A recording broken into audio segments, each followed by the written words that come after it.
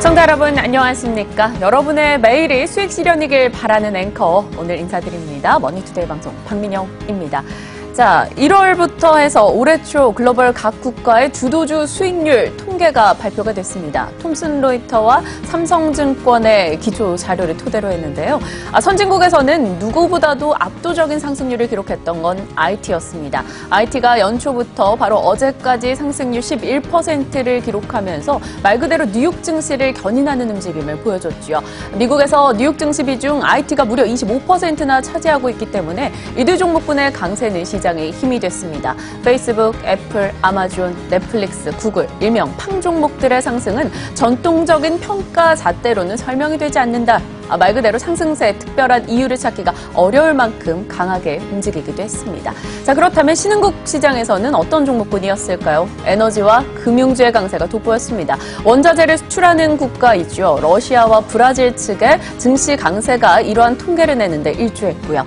자, 그럼 한국 증시는 누구일까요? 주인공은 바로 돌고 돌아 다시 한번 바이오, 도로바이오라는 말이 나올 만큼 강세를 기록했었던 헬스케어 섹터였습니다. 많은 분들이 체감하고 실감하셨을 것 같은데요. 하지만 3월 들어서 분위기가 좀 달라지고 있습니다.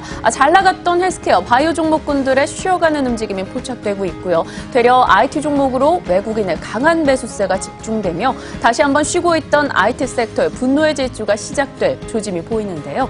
자, 이러한 움직임이 연속성을 띠면서 다음번 통계치에서는 IT가 주도주의 이름을 올릴 수 있을 것인가 많은 이들이 기대 섞인 시선을 내고 있습니다. 자, 어떻게 바라봐야 되는 것인가 시장 공감 10에서 한 주간의 주간 전략 또 오늘의 대응 전략까지 가득 담았습니다. 지금부터 함께 하시죠.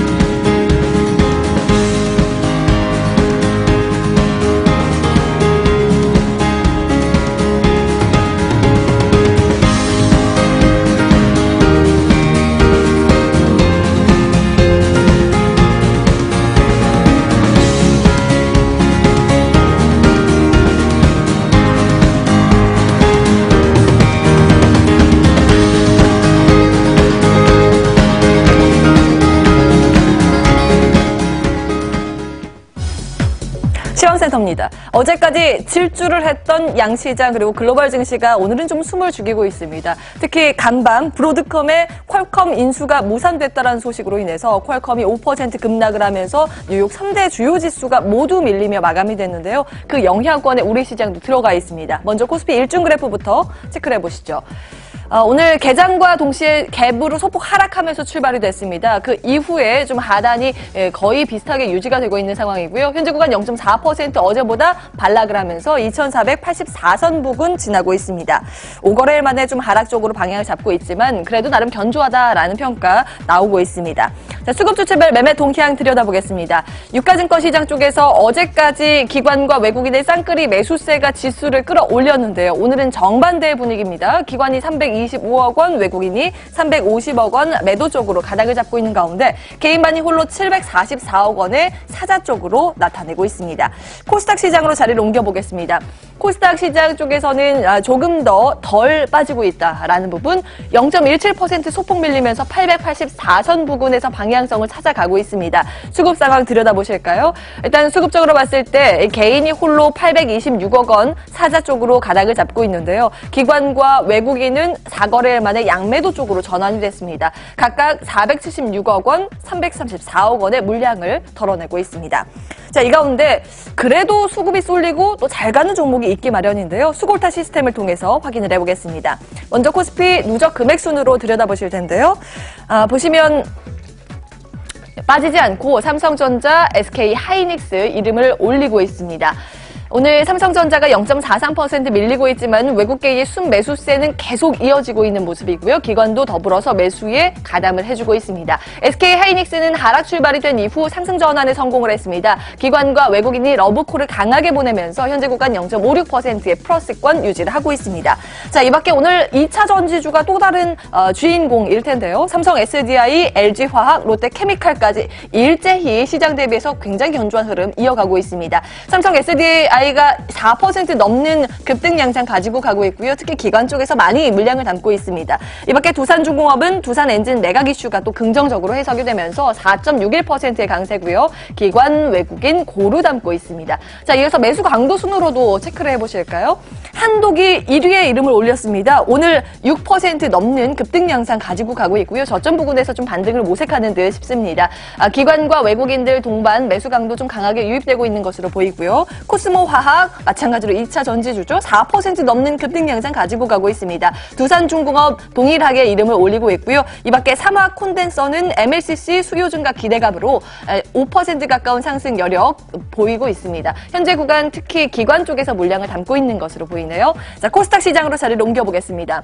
먼저 누적 금액 순으로 보시면 제넥신이 1위에 올렸습니다. 시장이 눌려도 이렇게 가는 종목을 갑니다. 사상 최고가를 현재 구간 경신을 하고 있고요. 3.85%의 플러스권, 특히 외국계기의 순매수세 기관도 고루 담고 있다는 점 포착이 되고 있습니다. CJ ENM도 1% 시장 대비해서 선방하는 흐름을 가지고 가고 있고요. LNF, 에코프로, 오스코텍 등 마찬가지로 2차 전지 수혜주 관련해서 상승세를 키워가고 있습니다. 카페24도 이름을 올렸네요. 0.31%의 강세고요. 현재 구간 외국인 기관 고루 담고 있습니다. 자, 이어서 매수 강도 순으로도 체크를 해보겠습니다. SKC 솔믹스에 가장 세게 잡히고 있습니다. 주가는 4.32%의 플러스권이고요. 4세째 상승세를 이어가고 있고 이면에는 기관의 특히 매수 강도가 강하게 유입되고 있는 것으로 보입니다. JWC냐 오늘 3.44% 반등에 나서주고 있는 모습이고요. 상하프론테크도 3% 굉장히 탄력적인 흐름 나타내고 있습니다. 자, 이 밖에 오스코텍, 제노포커스, 대주전자재료, 신흥 SEC, 에코프로 등 2차 전지 관련주가 대거 포진이 돼 있는 모습이고요. 이 가운데 제노포커스 가장 크게 오르고 있습니다. 9% 넘는 급등 양상, 특히 이 기관 쪽에서 매수 강도가 강하게 유입되고 있습니다. 네, 투자의 힌트를 얻어보고자 하는데요. 잠시 뒤에 이상준 소장의 수급 골든타임 시간에서 이 가운데 수급이 쏠리고 있는 특징주 그리고 접근 가능한 종목 추려본다고 합니다. 끝까지 함께해 주시기 바라겠습니다. 지금까지 시황센터에서 전해드렸습니다.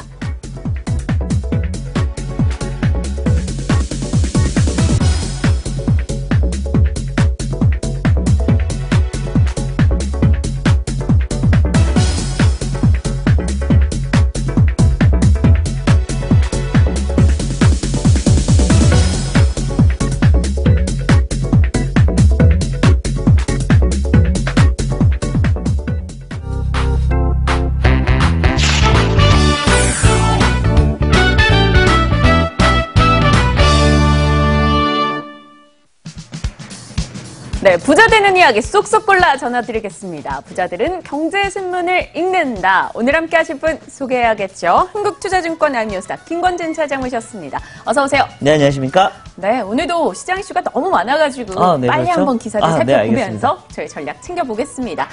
일단 눈에 띄는 것들 좀 찾아보면요. 핫한 단어네요. 반도체 네, 이야기가 그렇죠? 또 돋보이고 있습니다. 반도체 증설 경쟁에 건설사 실적 키 잡은 삼성과 하이닉스. 지난해였죠. 11월에 모건 스탠리가 삼성전자에 대한 투자 의견을 하향 조정하면서 이 반도체, 메모리 쪽이 이제 고점이었다라는 이야기가 나오면서 투자 심리가 상당히 위축됐었습니다. 하지만 그럼에도 불구하고 삼성전자의 반도체 시설 투자 추이는 지난해 급증세를 기록했다고 하는데요. 이렇게 삼성전자와 SK하이닉스의 시설 투자 증가세 그리고 반도체 가격의 견조함 이야기가 나오면서 어제장에서 이들 급등이었고요. 오늘장에서는 조금 조정을 받았습니다만 삼성전자는 약보합권, 지금 SK하이닉스는 또 상승으로 고개를 돌렸습니다. 외국인의 매수가 강하게 유입되고 있기 때문인데요. 어떻습니까? IT 종목군의 추가 상승 충분히 더 가능하다 보시는지 아니면 오늘 좀 차익 실현 관점으로 대응해야 되는지. 우선 좀 긍정적인 이런 과오팡을 좀 가지고 가보자라는 이야기를 해드릴 수가 있을 것 같습니다. 긍정적인 면이 많이 나오고 있다는 얘기를 해드리겠고요. 그동안에는 좀 많이 눌려 있었답니다. 이거 생각보다 많이 눌렸다라고 얘기를 많이 나오고 있는 것 같고요. 그런데 반도체 가격이 어떻게 되고 있냐? 잘 좋다라는 거 얘기를 해드립니다. 앞에서 잠깐 우리가 언급을 했었던 것처럼 실제적으로 반도체를 많이 더 좀 만들어 보겠다는 시설 투자를 하겠다라는 이슈가 나오면서 야 이러다가 수요보다 공급이 더 많아지는 거 아니야? 라고 얘기를 하는데 그렇지 않습니다. 여전히 반도체 산업은 수요가 있으면 공급이 나온다라는 얘기를 해야 돼요. 즉 절대 공급이 더 많아지면서 가격이 꺾일 리가 많이 없습니다. 사실은 그동안은 반도체 사업은 어떻게 보면 사이클 사업이었습니다. 이 정도 올라가면 내려오고 올라가면 내려오고 이 사이클 사업이었는데 이번에는 좀 다르게 움직여주고 있다는 얘기를 해드리겠습니다. 가장 큰 게 결국은 수요다라는 얘기를 해드리겠는데요. 수요가 지금 어떻게 지금 진행이 되고 있다는 거 얘기를 해드리냐면 수요 그동안 작년 같은 경우는 어떻게 보면 서버 쪽에 대한 이런 수요가 많이 강했다라는 얘기를 해드리겠고 이 서버 쪽은 여전히 지금 견조하게 나타나고 있다는 얘기를 해드리겠고요. 또 핸드폰 쪽이 고도화가 되면서 계속해서 반도체 라인들을 많이 써야 된다는 거 얘기를 해드리겠고요. 최근에 얘기가 나오고 있는 게 있습니다. 바로 이 클라우드 서비스라는 얘기다라는 얘기를 해드리겠고요. 클라우드 서비스를 위해서는 데이터 센터가 있어야 됩니다. 근데 이미 작년부터 사실은 전 세계 1위가 바로 아마존입니다. 아마존 그리고 2위가 MS, 3위가 구글입니다. 여기에 어떻게 보면 데이터 센터들이 어떻게 보면 반도체를 정말 다들 완전히 먹어 삼키고 있습니다. 그럼에도 불구하고 이 데이터 센터 양이 좀 부족하답니다. 그래서 더 늘려야 된다는 얘기가 나오고 있다는 거, 수요가 계속해서 급증해주고 있다는 거 얘기를 해드리겠고요. 또 우리가 최근에 신수요라고 할 수 있는 암호화폐에 대한 얘기가 많이 나오고 있습니다. 실제적으로 비트코인이나 이런 쪽에서도 계속해서 어떻게 보면 반도체를 쓸 수밖에 없는 수요, 즉 수요가 계속해서 늘어나고 있는 상황이다라는 얘기를 해드리겠고요. 이렇게 되면서 예전하고 다른 어떻게 보면 반도체 빅사이클이 계속해서 지속이 될 수 있을 거다라는 얘기를 해드리겠습니다. 즉 작년 같은 경우는 그렇습니다. 실제적으로 쭉 가는 게 뭐였다? 모멘텀까지 가는 거였다. 근데 올해부터는 어떻게 보면 이제는 밸류로 해서 주가가 더 갈 수 있는 모습이 나올 수 있을 것 같습니다. 이렇게 되면 반도체 쪽에 흐름이 더 좋아질 수 있다라는 얘기를 드리겠습니다. 네, 마이크론에 대해서 어젠 또 노무라가 뭐 한 달 사이 50% 주가 상승을 기록했는데 이제 거기서 더블 100달러까지 갈 수 있을 것이다. 이 얘기를 내놓으며 마이크론 비롯해서 삼성전자, SK하이닉스의 탄력을 더 키워가는 요소였습니다. 충분히 반도체 업황에 대해서는 더 긍정적인 시각, 압도적이다라고 이야기를 해주셨고요. 흐름 지켜보자라는 판단이네요. 자, 이어서 두 번째 기사, 좀 첫 번째 기사부터 본격적으로 들어가 보죠. 뉴욕 증시 얘기 안 할 수가 없습니다. 뉴욕 증시가 하락을 했습니다. 이번에는 정치적인 리스크가 좀 부각이 되면서 정치적 불확실성 속에 3대 지수가 모두 흔들리는 움직임이 나타났는데요. 내용을 좀 들여다볼까요? 도널드 트럼프 대통령의 전격적인 렉스 틸러슨 국무부 장관 경질이 정치적 불확실성을 확대하고 기술주가 급락하면 3대 주요 지수가 모두 내려갔다라고 전달하기도 했습니다. 자, 이번에는 렉스 틸러슨 국무부 장관 경질 소식이죠. 게리콘 사임에 이어서 틸러슨 국무부 장관 경질, 트럼프 행정부의 참모들의 연이은 사퇴가 정치적 리스크를 키운다는 분석입니다. 이 속에 3대 지수 모두 하락했고요. 나스닥은 7거래일 만에 하락으로 고개를 돌렸죠. 1% 이상 떨어지면서 모처럼 기지개를 펴고 있었던 IT 종목군에 찬물을 끼얹는 건 아닌가 이런 우려감도 살짝 나오고 있는 상황입니다. 소비자 물가지표를 걱정했는데 예상치 못한 또 정치적 리스크가 부각이 되면서 오늘 뉴욕 증시가 흔들렸습니다. IT 종목군의 시세도 살짝 꺾이는 분위기였고요. 그렇다면 우리 시장에 또 어떤 영향을 미칠 것인가? 우리 IT주에도 영향이 있을 것인가 짚어볼까요? 우리는 아직까지는 그렇게 큰 영향은 없는 것 같습니다. 아침에 살짝 내려와 있던 건 맞습니다. 그리고 앞에서 우리 아나운서님이 언급해 주셨던 것처럼 소비자 물가지수 생각보다 괜찮게 나왔습니다. 너무나 잘 나와버리면 금리 인상해야 되는 거 아니야? 라고 하면서 주가가 더 많이 내려왔을 겁니다. 그렇지만 이 정도면 괜찮아라는 얘기 어떻게 보면 연간 어떻게 보면 FOMC 쪽에서 한 3회 정도에 대한 이런 금리 인상에 대한 이슈가 스탠스가 계속 맞아가는 거 아닌가라는 얘기를 해드리겠고요. 미국 같은 경우는 그렇습니다. 다음 주에 있을 FOMC가 어떤 식으로 끝나느냐가 가장 중요할 것이다라는 얘기를 해드리겠고요. 그것만 마무리가 되면 이 증시에서 가장 싫어하는 불확실성이 해소가 된다는 거, 이것 때문에 주가가 다시 한번 리레이팅이 될 수 있는 모습이 나올 수 있지 않을까라는 얘기를 해드리겠고요.